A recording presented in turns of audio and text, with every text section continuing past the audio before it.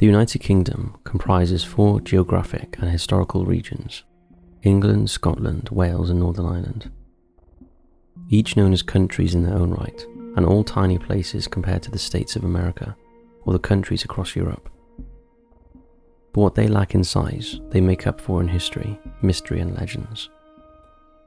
Without exception, all 4 countries boast hundreds of creepy tales, some relatively new and others dating back centuries. In this video, we'll be taking a look at just 5 of the many spine-chilling British myths and legends. It's November, but the creepiness isn't over yet. Hit those lights, sit back, and enjoy.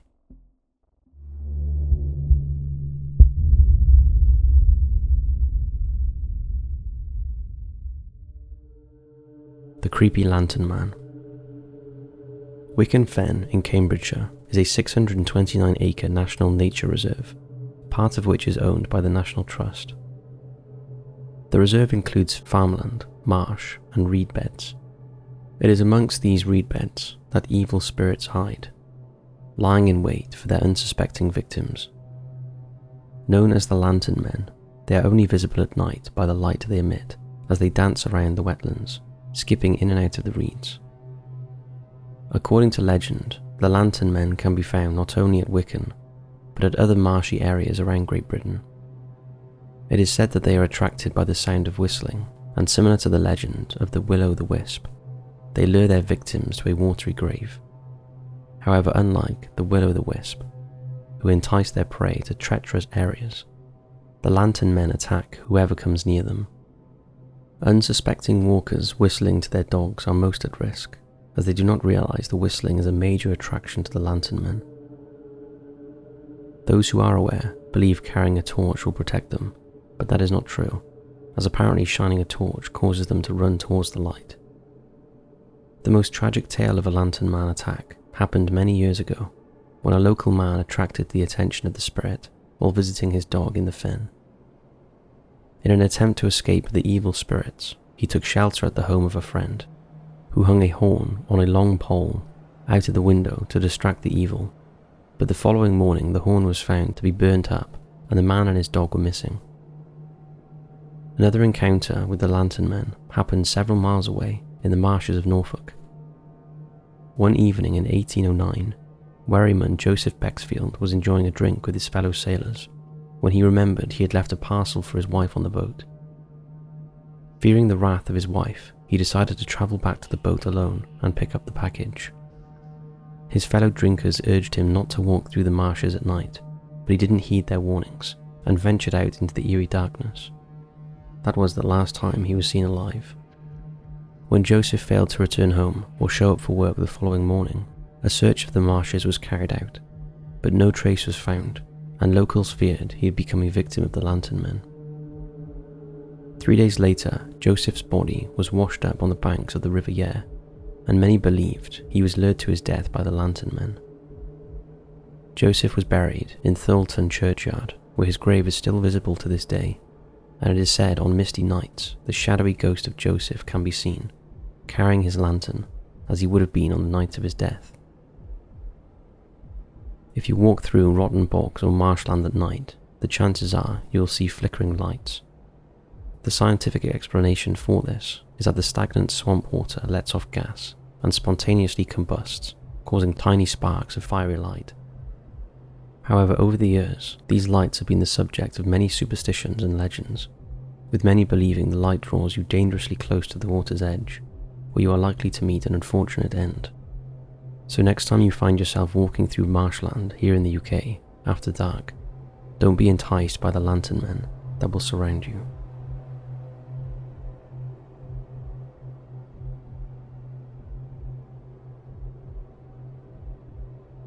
The Nuckelavee.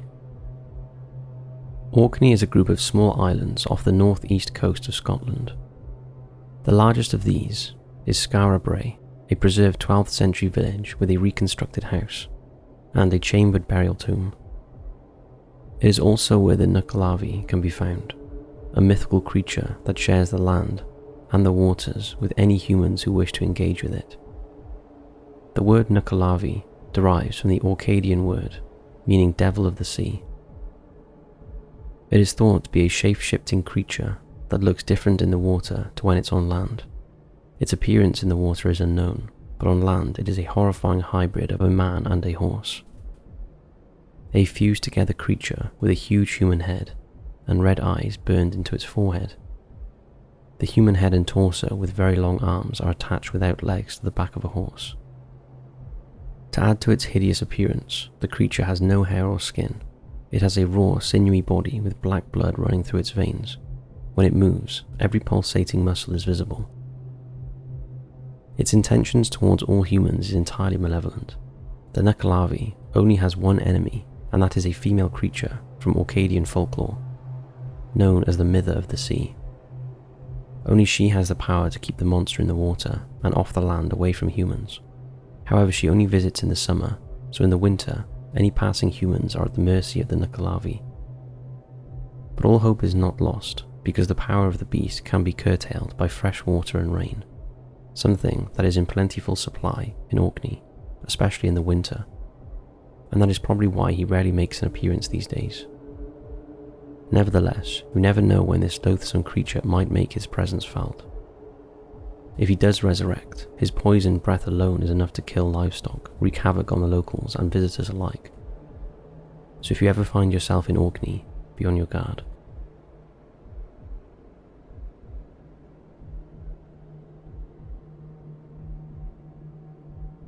The Owlman of Mawnan. Avian humanoid hybrids are common in folklore all across the world. They can be found in Egyptian, Hindu, Greek, and Japanese cultures, to name a few. Most legends pass down through generations, gradually morphing into something entirely different to the original tale. However, that is not the case with the Owlman of Mawnan, a relatively new tale of a terrifying bird that inhabits the village of Nornan Smith near Falmouth in Cornwall. In 1926, a local newspaper reported that two boys had been chased by what was described as a very large and ferocious bird. The terrified boys managed to escape and took cover behind a large steel grating. The boys later drew what they saw. Initially, the sighting was put down to an overactive imagination. That was until several more sightings of the creature emerged, of a half-man, half-bird creature that became known as the Owlman of Mawnan. Fast forward 50 years to April 1976, two young girls reported seeing an abnormally large bird resembling a giant owl flying over the tower of the 13th century parish church in Nornan Smith. The girls had been camping in the woods nearby when they heard a strange hissing sound. They described the huge bird as having red eyes and strange claws shaped like blacksmith's pincers. This is the picture one of the girls drew of what she saw. The girls, who were on holiday with their families, were so traumatized by their experience that they cut their holiday short, and the family returned to their home in Preston, Lancashire. 2 years later, there was a similar sighting when two witnesses came forward and described an abnormally large silver-grey coloured bird. At first they thought it was someone dressed up, but soon realised it wasn't when the creature took off and flew away, leaving behind a strange static noise that seemed to engulf the trees. There was a further sighting in 1989, and then in 1995, an American tourist came face to face with the Owlman, that she described as being at least 5 feet tall with huge wings and large claws. She was so disturbed by the sighting that she sent this letter to a local newspaper. Dear Sir, I am a student of marine biology at the Field Museum, Chicago, on the last day of a summer vacation in England. Last Sunday evening I had a most unique and frightening experience in the wooded area near the old church at Mawnan, Cornwall. I experienced what I can only describe as a vision from hell. The time was 15 minutes after 9, more or less. And I was walking along a narrow track through the trees. I was halted in my tracks when I saw a monstrous birdman thing. It was the size of a man with a ghastly face, a wide mouth, glowing eyes, and pointed ears. It had huge clawed wings and was covered in feathers of silver-gray color. The thing had long bird legs which terminated in large black claws. It saw me and rose, floating towards me. I just screamed, then turned and ran for my life. The whole experience was totally irrational and dreamlike. Friends tell me that there is a tradition of a phantom owlman in that district. Now I know why. I have seen the phantom myself. Please don't publish my real name and address. This could adversely affect my career. Now I have to rethink my worldview entirely. Yours very sincerely, Scared Eyewitness. After this sighting, things went quiet for a bit, although there were other strange occurrences in Mawnan, with people witnessing glowing orbs in the night sky. Then in 2009, the Owlman made another appearance when a 12-year-old girl spotted him again in the vicinity of Mawnan Church. The girl described the creature exactly as the other witnesses had. Some have suggested that what is being seen is an escaped great grey owl, which can have a wingspan of nearly 2 meters and can stand at around 5.5 foot tall. However, it is unlikely the same grey owl would have survived for that long, so the theory has been dismissed. What are your thoughts on the Owlman?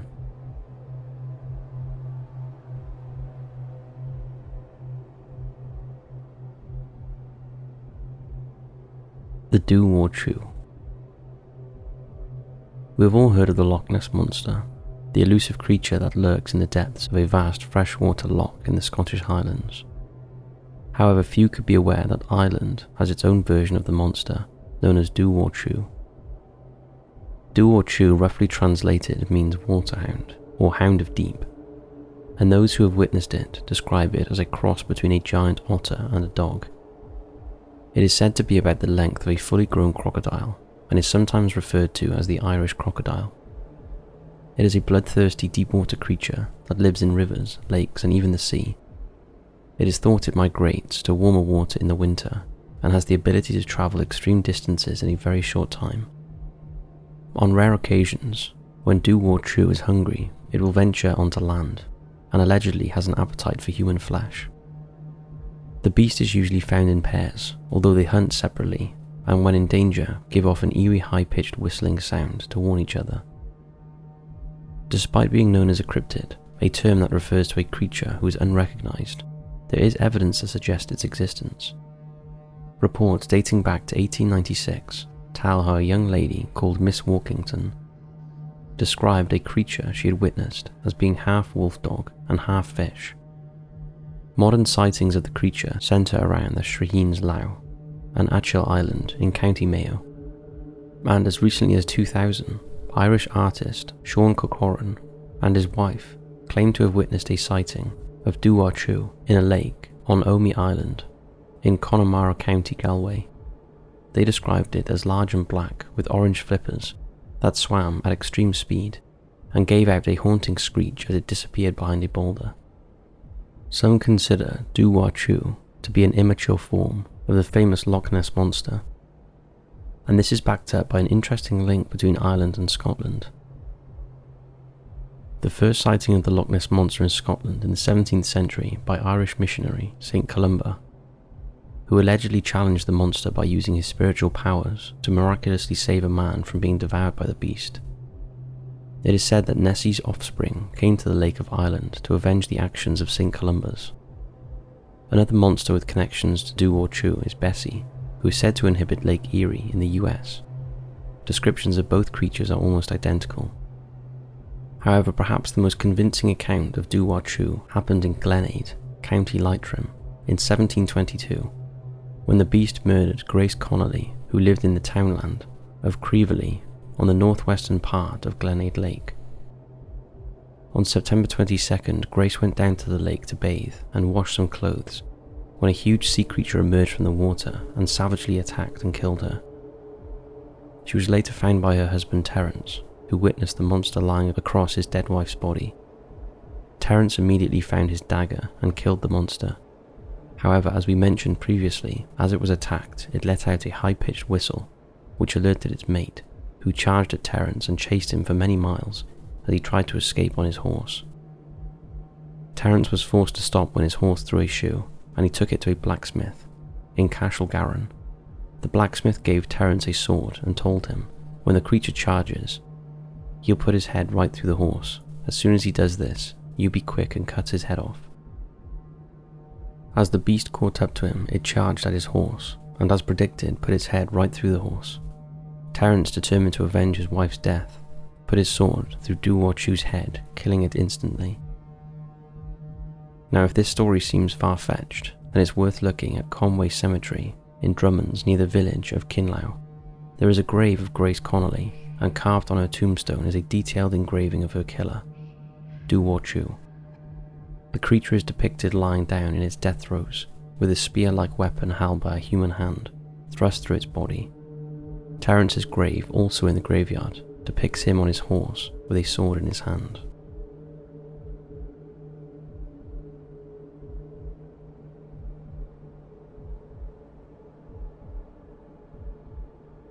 The Ravens of the Tower. In the 1070s, the victorious William the Conqueror vowed to build a massive stone fortress in London to protect his royal powers. He wanted his stronghold to dominate the London skyline. It took 20 years to build, and much of the stone was brought over from France. Over the centuries, future kings and queens fortified and expanded the building, and transformed it into England's largest and strongest concentric castle. And today the Tower of London is known throughout the world. To this day, it is guarded by the famous yeomen warders, something Henry VIII put in place in the 1500s, and is one of London's most visited attractions, with tourists fascinated by England's turbulent and sometimes gruesome history. There are plenty of ghosts that are said to haunt the tower, including Anne Boleyn, who is said to stalk the site of her execution on Tower Green, while Bella Stewart, the cousin of Elizabeth I, who starved to death while under arrest at the tower for marrying without royal permission, and two smaller apparitions thought to be young heirs to the throne, known as the Princes in the Tower, who disappeared under mysterious circumstances and were presumed murdered on the orders of Richard III in an attempt to secure his hold on the throne. However, aside from the paranormal, there is another lingering legend, and that is the Ravens, also known as the Guardians of the Tower. And unlike other myths and legends, this one is taken very seriously, as it's believed that the kingdom and the Tower of London will fall if the resident ravens ever leave the fortress. It is not known exactly when or how the ravens first took up residence in the tower, although it is thought that Charles II was the first monarch to insist that the ravens be protected. After he was warned, what would happen if he tried to banish them from the building? His protection order is still in place to this day, and at least 6 ravens are always in residence at the tower. The birds live on the south lawn, and during the day, they are free to roam the precincts of the tower. They live on a diet of mice, rats, chicks, assorted raw meat, whole rabbit, and biscuits soaked in blood, as a special treat, and are cared for by the Raven Master. And these impressive black birds only respond to him, and should not be approached by visitors. The names of the 2023 Tower Ravens are Jubilee, Harris, Poppy, George, Edgar, and Branwen. Despite the Raven Master occasionally trimming their wings, the ravens are able to fly, but are so well cared for and comfortable that they are happy to stay within the tower confines. However, over the years, the odd one has gone missing, and occasionally some of them are sacked for bad behaviour. If you ever visit the Tower of London, be sure to look in on the ravens, and let's hope they stay in residence for many years to come. So that's 5 classic spooky British legends. We hope you enjoyed this video, and in our next Myths and Legends video, we'll be heading to Japan, because they have some seriously scary myths. Thanks for watching, and we'll see you in the next video.